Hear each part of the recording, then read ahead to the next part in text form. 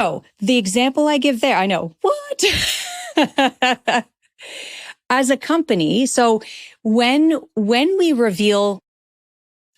share more, when we open up, when we reveal slightly sensitive things, it causes whoever we're revealing to trust us more. And the same is true in companies. When companies reveal more, it causes their trust. And I don't use the word cause lightly, right? These are randomized experiments. It causes their customers to trust them more and to buy more.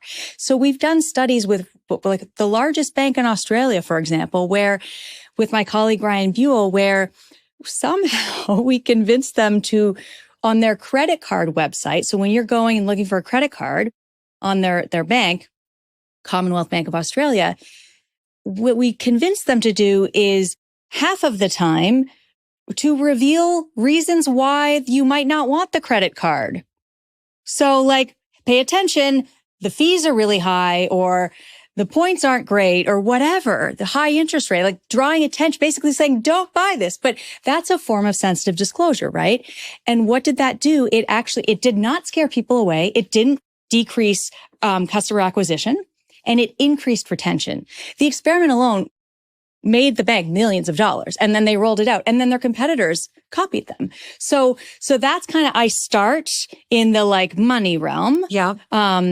And then they're like, oh, okay. And then I go into leadership, and there I go into how when you're a leader, revealing a little bit more than you think you should. And I take them through. I first get them to craft a little self-introduction. I say, imagine you're about to introduce yourself to a group of new hires. What would you say about yourself?